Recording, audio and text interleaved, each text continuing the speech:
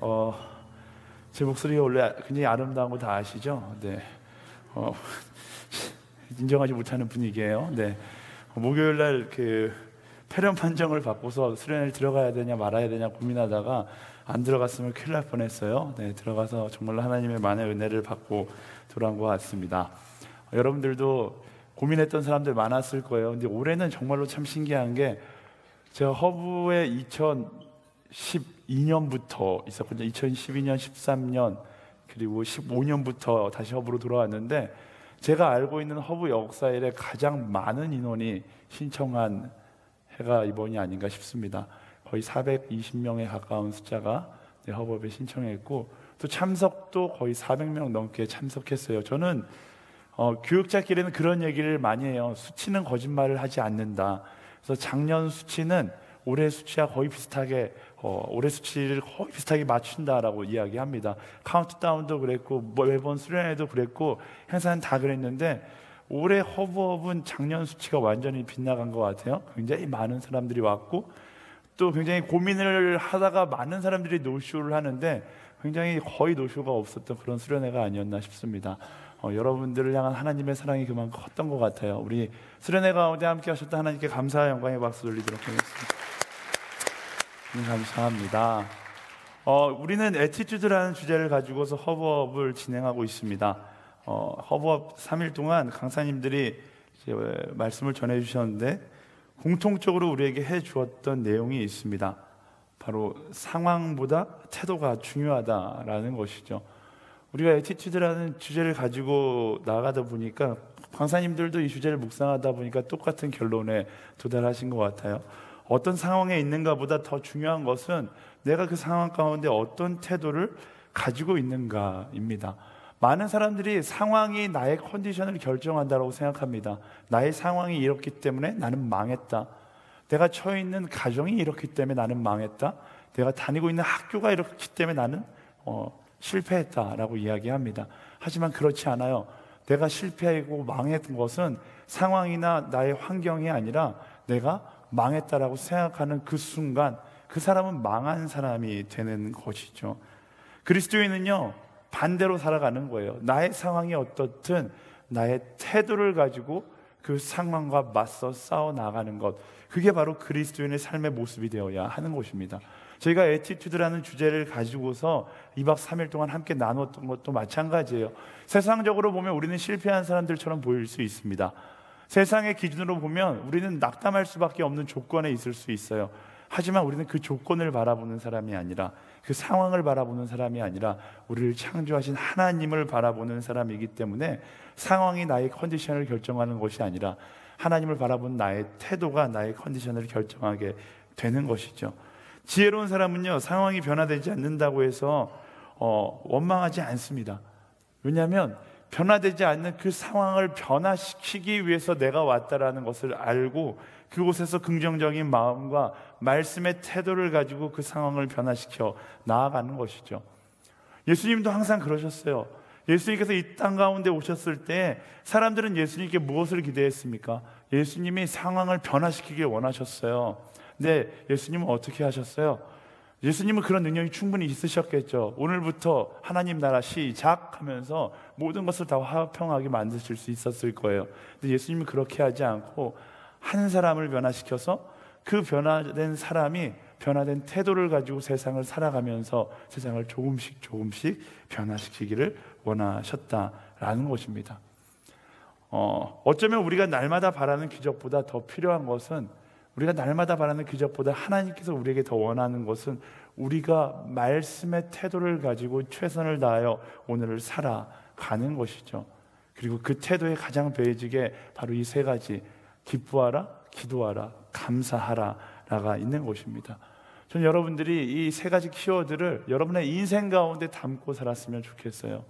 2박 3일 동안 귀가 닳도록 들었지만 그냥 듣는 데서 멈추는 것이 아니라 여러분의 마음에 새기고 여러분의 삶의 태도의 기본 베이스가 기뻐하고 기도하고 감사하는 것이 되기를 소망합니다.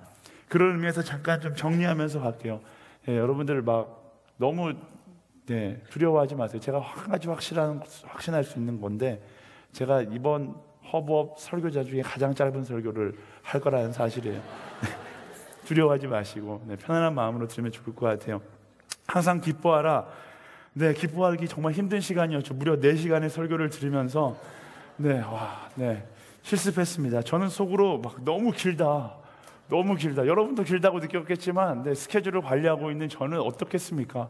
새벽 2시가 지나도록 끝나지 않고 제가 뒤에서 목사님 빨리 끝내주세요 이렇게 사인을 드렸지만 전혀 봤어요. 눈이 마주쳤어요. 근데 무시하고서 계속 말씀을 전하시는 그 목사님을 바라보면서 너무 길다. 근데 제가 마음 가운데 불평할 수가 없었어요. 왜냐하면 설교 제목이 항상 기뻐하라였거든요. 항상 기뻐하라 외치며 말씀을 4시간 동안 이겼더니 왜 말씀이 항상 기뻐하라였고 말씀 시간이 4시간이었는지 설교가 끝난 다음에 알게 되었어요. 항상 기뻐한다는 것은 어렵지 않습니다. 기뻐할 수 있는 것들이 우리 주변에 너무나 많기 때문에 그래요. 그런데 다만 우리가 기쁜 것을 바라보지 못하고 상대적으로 불평할 것들만 바라보다 보니까 기뻐할 것을 잊어버리게 되는 것이죠. 잃어버린 거예요. 하나님은 우리를 이 땅에 보내셨을 때 기뻐하는 것이 당연한 것이고 기뻐하지 않는 것이 당연하지 않은 것으로 세상을 창조하시고서 우리를 보냈어요. 근데 우리는 당연하지 않은 것들을 바라보면서 당연하게 느껴야 될 그 기쁨의 감정을 빼앗기면서 살아가는 것이죠. 왜? 우리가 절대적인 하나님의 창조 섭리를 따라 살아가면 되는데 상대적으로 살아가니까 그런 거예요. 상대적이라는 게 그만큼 무서운 것입니다. 절대적인 하나님의 법칙에 따라서 에덴 동산에 살아갔으면 그 아담과 하와는 굉장히 행복했을 거예요. 근데 절대적인 하나님의 기준에 벗어나서 상대적인 기준, 조금 더, 쟤보다 더 상대적인 기준을 그들이 품기 시작하니까 그때부터 기쁨이 사라지고 불평과 불안이 그들의 인생 가운데, 우리의 인생 가운데 함께한 것이죠. 생각해 보세요. 포스트 모더니즘 시대 가운데 우리는 내가 좋다고 생각하는 것이 진리가 되는 세상 가운데 살고 있습니다. 주관적 기쁨이 너무나 많아요. 내가 기쁘다고 이야기하면 그것이 기쁨이 되는 세상 가운데 살고 있습니다. 실상은 그래요? 엄청나게 많은 쾌락과 기쁨의 매개체들이 쏟아져 나오지만 우리가 더 많은 기쁨을 누리며 살아가고 있습니까? 아니요, 그렇지 않아요. 우리는 더 많은 기쁨을 빼앗기면서 살아가고 있습니다. 더 많이 절망하고 더 많이 힘들어합니다. 이유는 우리가 절대적인 기쁨을 포기했기 때문에 그런 것이죠. 우리는 그 절대적인 기쁨을 회복하는 사람이 되어야 합니다. 어떻게? 답은 간단합니다. 말씀이라는 절대적 가치를 붙잡고 세상을 향하여 나의 시선을 두는 것이 아니라 하나님을 향하여 나의 시선을 드리고 나가는 것이죠. 제가 이야기했잖아요. 하나님은요, 우리가 기쁘기를 원하시는 분이세요. 그래서 여러분들이 느끼든 느끼지 못하든 여러분의 주변에 기뻐할 것들을 언제나 포진하고 기다리고 계십니다. 다만 내가 그것을 스스로 보지 않고 있는 것이죠. 그리스도인들에게 기뻐할 이유는 여러 가지 있지만 단 한 가지만으로도 충분합니다. 우리는 그것을 은혜라고 이야기하죠. 내가 죽을 인생이지만 나를 위하여 십자가에 못 박혀 죽으신 예수 그리스도의 그 사랑, 그 사랑의 은혜, 그 은혜 하나만으로 우리는 충분히 기뻐할 이유가 있는 것입니다. 여러분이라는 존재 자체가 기뻐할 이유인 거예요. 사람들은 자꾸만 조건에서 기쁨을 찾으려고 그러거든요. 부유한 돈이 많아야 한다, 집이 있어야 한다, 차가 있어야 한다, 남자친구가 있어야 한다, 여러 가지 조건에서 기쁨의 이유를 찾지만 진짜 기쁨은 조건이 아니라 여러분 존재에 있는 거예요. 여러분 존재가 없으면 기쁨도 느낄 수 없는 것이죠. 나라는 존재를 하나님께서 이 땅에 창조하셨다는 그 사실 하나만으로도 우리는 평생 기뻐하고 기뻐할 수 있다라는 것입니다. 자꾸만 조건을 바라보면 기쁨은 사라지게 되어 있습니다. 하지만 나라는 존재를 바라보면 내 인생 가운데 기쁨이 찾아오게 되어 있어요. 나는 왜 이럴까가 아니라 나라는 존재가 소중하다라고 말씀하시는 하나님을 묵상하는 저와 여러분들이 되기를 예수님의 이름으로 축원합니다. 사람들이 절망하는 이유가 뭐예요? 나의 조건을 묵상하니까 절망하는 거예요. 여러분 왜 힘든 인생을 살아갑니까? 나의 조건을 묵상하니까 힘든 인생을 선택해서 살아가는 거예요.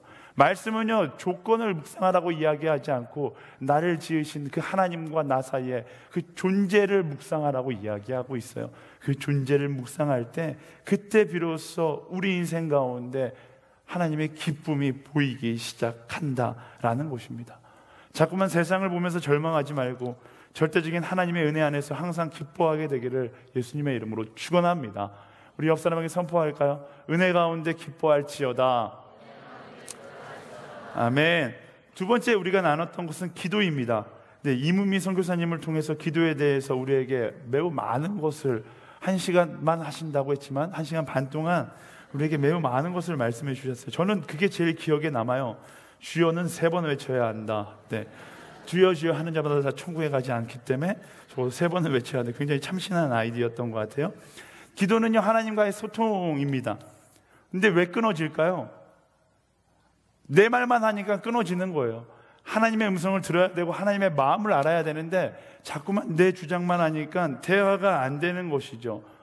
기도는 이문미 선교사님 말처럼 주여 주여, 주님의 그 이름만 외쳐도 상대가 내 마음을 알고 내가 상대의 마음을 아는 그런 관계 가운데로 나아가야 한다라는 것입니다. 근데 우리는요, 기도하면 거의 대부분 내 소원을 위해서 하나님한테 내 소원을 나열하는 것을 기도라고 이야기합니다. 조금 더 편한 내 삶을 위해서, 더 많은 성공과 더 많은 돈을 벌기 위해서 하나님한테 무언가 간구하는 것을 기도라고 이야기해요. 근데 성경이 말하는 기도는 정반대예요. 성경은 더 많은 것을 하나님께 구하는 게 기도의 포인트가 아니라 내가 갖고 있는 더 많은 욕심들을 내려놓는 게 기도의 포인트예요. 예수님께서 겟세마네 동산에서 기도했어요. 하나님, 나 십자가에 못 박혀 안 죽었으면 좋겠어요. 근데 예수님의 기도의 포인트는 안 죽었으면 좋겠어요가 아니었어요. 뭐예요? 하지만 이게 하나님 뜻이 아니라면 하나님 마음대로 하세요. 그게 예수님 기도의 포인트였죠. 우리 기도의 포인트도 마찬가지예요. 하나님께 나의 소원을 나열하는 것이 기도의 포인트가 아니라, 나열해도 괜찮아요. 네, 누군가에겐 이야기하고 싶으니까. 하지만 그럼에도 불구하고 다 나열하고서 뭐라고 얘기하는 거예요. 하지만 하나님, 이게 하나님의 뜻이 아니라면 하나님 안 들어주셔도 괜찮아요. 내가 하나님의 뜻을 따라가겠습니다. 그게 바로 진정한 기도이고 그게 바로 진정한 신앙의 모습인 것이죠. 참된 기도, 참된 신앙을 위해서는 오히려 내 욕심을 내려놓고 기도할 수 있는 사람이 되어야 하는 것입니다. 많은 사람들이 하나님과 동문서답하며 하나님과 대화하지 않고 기도해요. 그러면 하나님께서 들어주실 거라고 생각하죠. 네, 제가 이번 주에 충격적인 일을 했어요. 제 딸이 5살인데 제 딸에게 제 평생 처음으로 맴매라는 걸 해봤어요. 맴매. 네, 매질이라고 하기에 너무 잔인한 것 같고 맴매 해봤어요. 새벽, 제가 목요일날 막 몸이 안 좋아서 누워있는데 새벽 3시 반에 하늘이가 일어나서 드레스를 입어야겠다라는 거예요. 네, 엘사 드레스, 굉장히 롱치마예요. 네. 근데 이제 그 엄마가 보기에는 엘사 드레스를 입고 자면은 자꾸만 엉덩이가 쓸려서 아파하니까 안 입고 잤으면 좋겠다라는 거예요. 얘가 무대책으로 계속 아이가 울기 시작하는 거예요. 저는 뭐 이제 잠결에 듣다가 한 10분 정도 울다가 말겠지 이랬는데 거의 2시간 반 동안 계속 울고 있는 거예요. 아이가 사랑스러워 보이죠? 네. 5살이 되니까 힘들 때가 있더라고요. 그래서 2시간 반 동안 계속 우는 거예요. 제가 나왔어요. 아빠를 보면 일단 살짝 겁을 먹습니다. 눈치를 보더니 아빠가 아프다는 걸 알고서 이제 다시 막 울기 시작하는 거예요. 오늘은 만만하다. 막 우는. 나 입을 거야. 네. 떼를 쓰고 있다가 제가 이야기했어요. 하늘아, 떼 쓰는 건 옳지 않아? 너가 계속 그렇게 떼를 쓰면 아빠는 너를 맴매할 수밖에 없어. 너 계속 그렇게 떼 쓰면 맴매 맞을 거야. 이렇게 얘기를 했어요. 그랬더니 저를 또 보는 거예요. 자기 인생 경험상 5년이라는 긴 인생 동안 단 한 번도 아빠한테 매질이래요. 맴매를. 저는 그런 사람 아니에요. 맴매를 당해 본 적이 없거든요. 끊임없이 이야기하는 거예요. 입고 자겠다. 그거 입고 자겠다. 제가 어떻게 했을까요? 이제 부엌에 가서 조그만 시초를 갖고 와서 하늘아, 너 맴매 맞기로 했으니까 맴매 맞아야 돼. 이러고서 발바닥을 2대 정도 때렸어요. 근데 제가 왜 이야기를 하냐면 하늘이가 맴매를 맞을 수밖에 없었던 이유는 뭐예요? 아빠와의 소통이 단절된 거예요. 아빠의 이야기를 듣지 않고 엄마의 이야기를 듣지 않고 자기 이야기만 계속하는 것이죠. 자기 이야기만 계속하니까 소통이 단절되고 하늘에게는 그것이 고통처럼 느껴지는 것이죠. 우리가 올바른 기도의 모습으로 나아가지 않고 하나님과의 단절된 관계 가운데 내 이야기만 한다라면 우리는 하나님의 맴매를 경험할 수밖에 없는 사람이 되는 것이죠.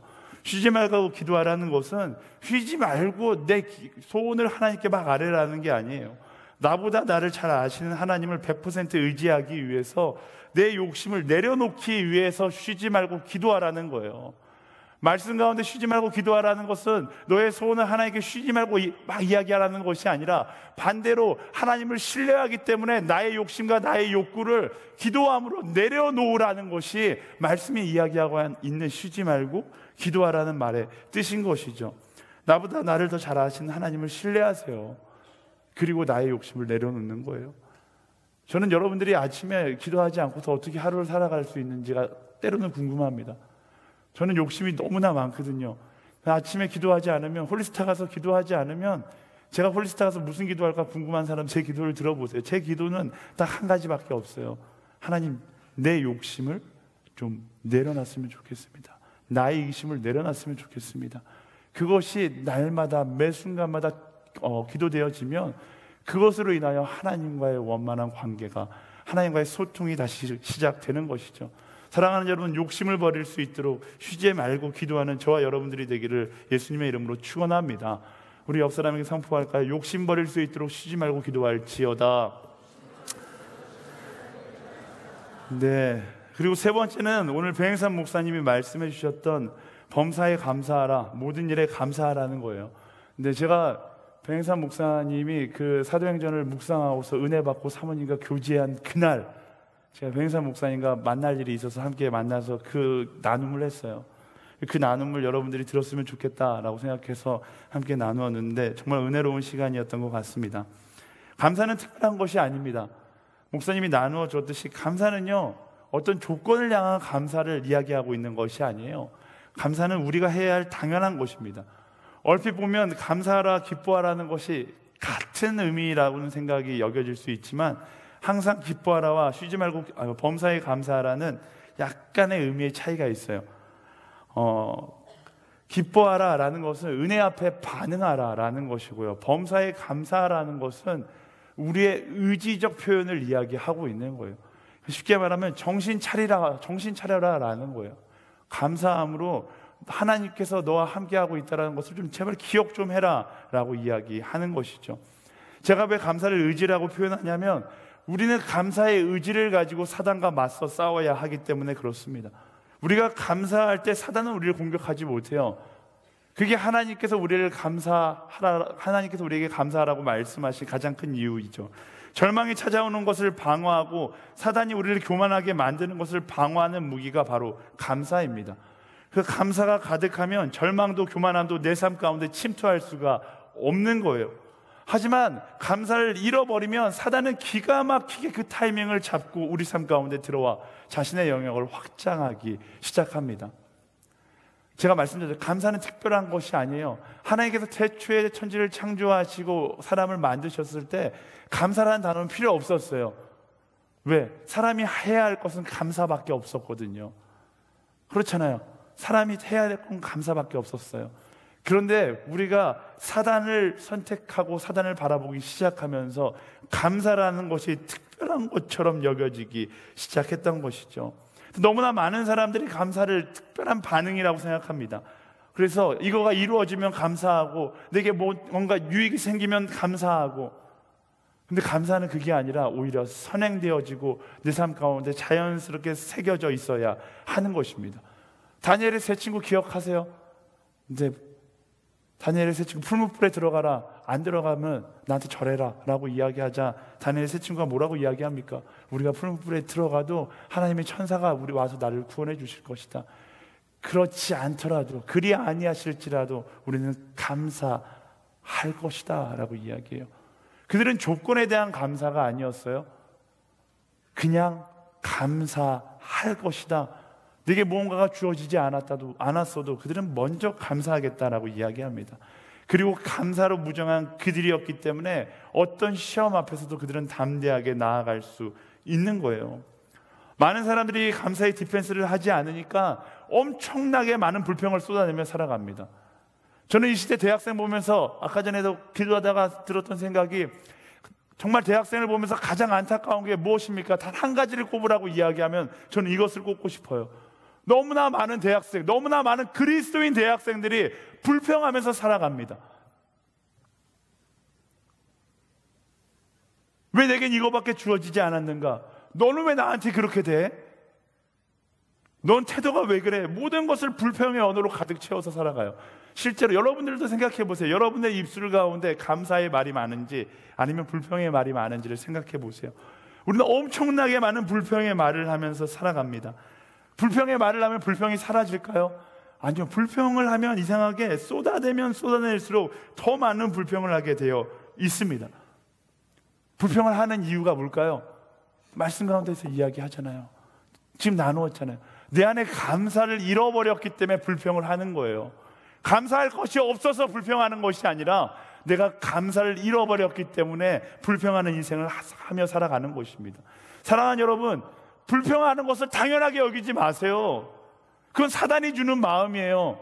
상황에 대한 불평, 조건에 대한 불평, 어떤 불평이 됐든 이런 부정적인 말들은 사단이 주는 마음이에요. 그 말이 여러분의 입술을 지배하게끔 놔두지 마시고요. 여러분의 인생을 불평이 지배하게끔 놔두지 마시고 감사한 인생을 살아가 보세요. 제가 나눔할 때 항상 조심하고 또 조심하고 또 조심하라는 거, 여러분 나눔하다 보면 가끔씩 나눔이 굉장히 거룩한 불평의 나눔이 될 때가 있어요. 조심해야 돼요. 하나님께서 기뻐하시지 않아요. 기쁨과 감사의 나눔이 먼저 되지 않는다라면 불평이 여러분들을 다스릴 수밖에 없는 것이죠. 사랑하는 여러분, 여러분의 인생을 감사로 가득 채워 나아가게 되기를 예수님의 이름으로 축원합니다. 모든 것이 다 감사할 일이에요. 여러분이 이 땅 가운데 태어난 그 순간부터 우리는 감사할 것들로 가득 채워진 인생입니다. 평생 감사하다가 죽어도 다 감사하지 못할 만큼 감사할 것들이 우리에게 있어요. 근데 그 감사를 내려놓고 불평할 것들을 찾아다닌다라는 거 얼마나 어리석은 거예요. 사랑하는 여러분, 감사하는 사람이 되기를 예수님의 이름으로 축원합니다. 따라하시겠어요? 불평은 비정상적인 것이고 감사는 정상적인 것이다. 여러분, 비정상적인 것을 선택하지 마시고요, 정상적인 것을 선택하는 감사하는 사람 되기를 예수님의 이름으로 축원합니다. 우리 옆 사람이 선포하겠습니다. 감사하는 사람이 될지어다. 네, 기억하세요. 불평이 사라질 때까지 계속해서 감사하세요. 저는 진짜 에덴 동산을 묵상하면 너무 쉽게 답이 나와요. 에덴 동산에서 불평하는 순간 그들의 인생이 꼬였어요. 여러분의 인생 어디서부터 꼬였을까? 내 인생 어디서부터 꼬였을까? 아, 그때 우리 가정이 망했을 때부터 꼬였어. 아니요, 망했을 때 불평했던 그 순간부터 여러분의 인생이 꼬인 거예요. 꼬인 인생 어떻게 풀어야 돼요? 감사함으로 풀 수 있어야 하는 거예요. 오늘부터 불평의 말들을 내려놓고 감사하는 여러분들이 되기를 예수님의 이름으로 축원합니다. 네, 말씀을 정리하기 전에 오늘 설교 주제가 그래서 사랑해라인데, 네, 이번 수련회를 진행하면서요, 기쁨, 기도, 감사가 특별한 것이 아니라 당연한 것이다라는 생각이 계속 들더라고요. 너무나 당연한 것인데 우리가 사단에게 빼앗겨 버린 거예요. 사랑하는 여러분, 당연한 것을 특별한 것으로 만들지 않게 하기 위해서 우리는 기뻐해야 합니다. 기도해야 합니다. 그리고 감사해야 합니다. 이 태도를 지키세요. 외우기도 쉬워요. 기뻐하라, 기도하라, 감사하라. 그런데 이 태도에 진정한 본질이 있습니다. 왜 기뻐해야 할까? 왜 기도해야 할까? 왜 감사해야 할까? 그 답이 오늘 설교 제목이에요. 사랑해야 하기 때문에 기뻐해야 되고, 사랑해야 하기 때문에 기도해야 하고, 사랑하기 때문에 감사해야 하는 것입니다. 오늘 우리가 읽은 16절부터 18절까지 말씀 앞에 보면요, 14절, 15절 말씀 가운데 더 중요한 메시지가 있습니다. 사람들은 이 메시지 잘 안 읽는데요, 14절, 15절에 더 중요한 메시지가 숨겨져 있어요. 함께 읽어볼까요? 시작. 또 형제들이여, 우리는 여러분에게 권면합니다. 여러분은 게으른 사람들에게 경고하고 낙심한 사람들을 위로하며 연약한 사람들을 도와주고 사는데 오래 참으십시오. 여러분은 아무도 악을 악으로 갚지 못하게 하고 오직 서로의 그리고 모든 사람에게 대해 항상 선을 주십시오. 이것을 위해서 항상 기뻐하고 쉬지 말고 기도하고 범사에 감사하라라는 것입니다. 무엇을 위해서? 게으른 사람들을 이렇게 경고하고 낙심한 사람들을 위로하고 연약한 사람들을 도와주고 모든 사람에 대해 오래 참고 모든 사람에게 항상 선을 쫓기 위해서, 이것을 우리는 한 글자 두 글자로 사랑이라고 이야기하는 것이죠. 내가 가져야 될 모든 이 애티튜드가 결국 사랑을 위해 가져야 될 기본기다라는 거예요. 의미 없는 태도가 되지 않기 위해선, 이 태도들이 의미 없는 태도가 되지 않게 하기 위해선 우리의 목적성, 방향성이 명확해야 되는데, 그 방향성이 바로 사랑이다라는 것입니다. 그래서 크리스찬 애티튜드라고도 말할 수 있겠지만, 사랑하는 태도가 바로 기쁨의 태도고 기도의 태도고 감사의 태도이다라는 것입니다. 사랑하는 여러분, 기쁨으로 사랑하십시오. 기도함으로 사랑하십시오. 감사함으로 사랑하십시오.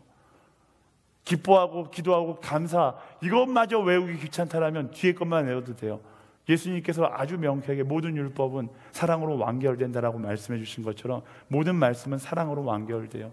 내가 전심을 다하여 사랑하면 기뻐할 수밖에 없고 기도할 수밖에 없고 감사할 수밖에 없는 거예요. 사랑하는 여러분, 기뻐하십시오. 기도하십시오. 감사하십시오. 그리고 그것들을, 그런 태도를 가지고 사랑하며 살아가는 그런 인생이 되기를 예수님의 이름으로 축원합니다. 세상에 그 사랑하는 사람이 너무나 없어요. 최근 들어 공평이라는 문제를 묵상할 기회가 있었어요. 하나님께서 세상을 왜 이렇게 불공평하게 창조하셨을까라는 생각이 들었어요. 길거리 걸어가는데 막 장애인들이 보이는 거예요. 잘 이해를 하기가 어려운 부류 중에 하나예요. 저 장애인들은 얼마나 인생을 불공평하다고 생각할까? 길거리 가다가 상처 입은 사람들을 만나요. 전 또 목회자다 보니까 뭐 정말 가정에 어려움이 있는 사람도 있고요, 부부간의 어려움을 경험하는 사람들도 있고요, 정말로 힘든 일을 경험하는 사람들이 있어요. 저 사람들은 하나님이 얼마나 불공평하다라고 이야기할까라는 생각이 들어요. 저뿐만 아니라 여러분들도 스스로, 나 스스로가 불공평하다라고 생각하는 사람들이 있을 겁니다. 그런데요, 하나님께서 과연 불공평한 것일까? 하나님은 모든 사람을 똑같이 창조하지 않으셨더라고요. 모든 사람을 다 다르게 창조하셨어요. 이 사람에게 이런 달란트를 주셨고 이 사람에게 이런 장점을 주셨어요. 얼마나 하나님께서 노력하셨는지 아시겠어요? 하나님께서 착착착착 찍어내지 않고 여러분 한 사람 한 사람을 디테일하게 서로 다르게 창조하셨다라는 거예요. 근데 그 디테일한 하나님의 창조 법칙에 하나님의 공평하심이 있는 것이죠.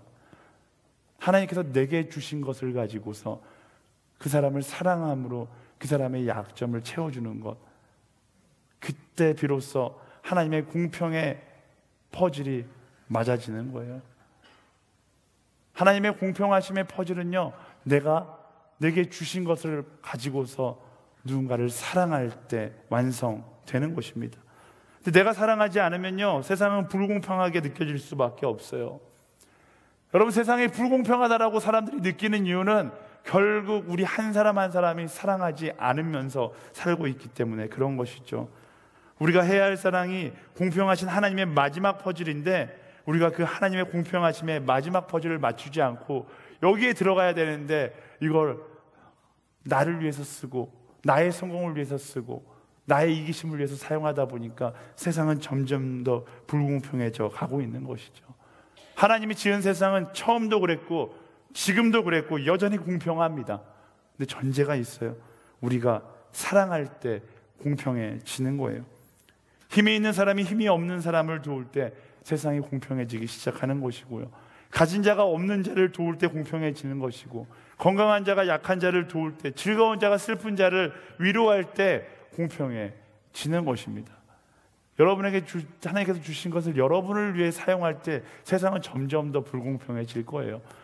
한 사람이 자기의 이기심을 위하여 살아가면 세상은 점점 더 불공평해질 겁니다.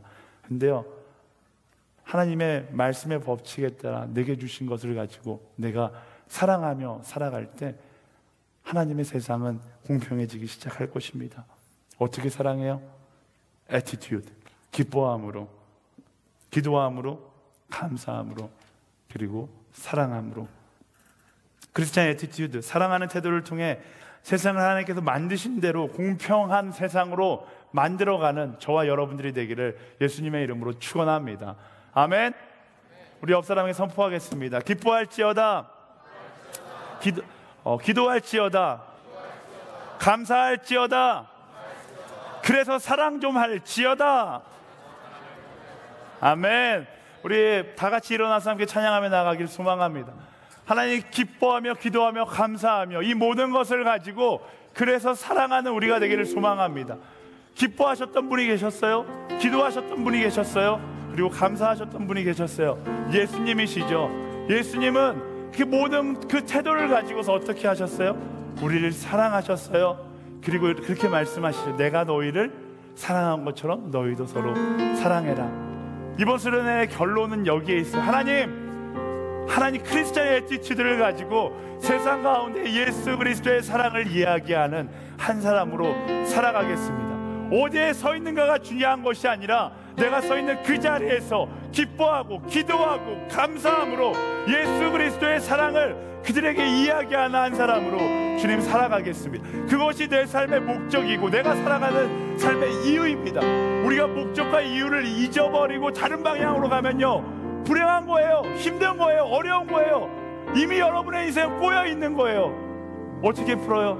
기뻐하고 기도하고 감사함으로 사랑을 선택하여서 여러분의 꼬인 인생을 풀어가는 거예요. 바로 그 사랑의 시작, 첫 번째 걸음, 우리 함께 걸어갈 수 있게 되기를 소망합니다. 그것을 하나님께서 기뻐하시고요, 그것을 예수님께서 기뻐하십니다. 예수 사랑합니다. 사랑합니다. 온 마음 다해서 사랑하겠습니다.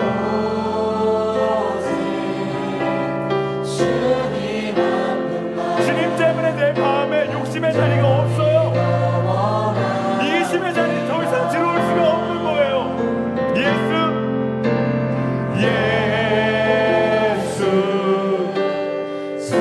예수님 때문에 기쁘고 예수님 때문에 기도할 것이고 예수님 때문에 감사하게 될 것입니다.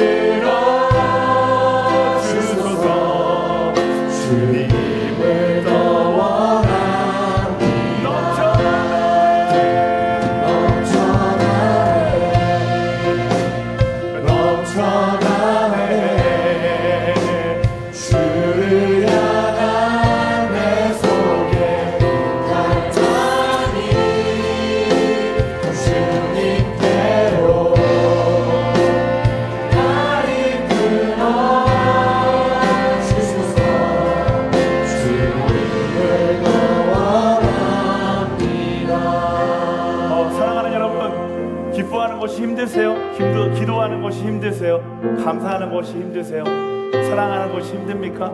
이유는 간단해요. 내 안에 예수 그리스도가 가득 채워져 있지 않기 때문에 그래요. 내 안에 아직 욕심의 자리가 있고 이기심의 자리 때문에 그래요. 내 안에 예수가 채워지면, 예수 생각으로 가득 차면 기뻐하지 말라고 해도 기뻐할 수밖에 없는 것이고, 기도하지 말라고 해도 기도할 수밖에 없고, 감사하지 말라고 해도 우리는 감사를 노래하며 살아가게 될 것입니다. 사랑하지 말라고 해도 사랑하게 될 거예요. 우리 시간 함께 기도하며 나아갈 때, 하나님, 내 안에 예수로 가득 찬 인생 되게 하여 주시옵소서. 예수로 시작하여 예수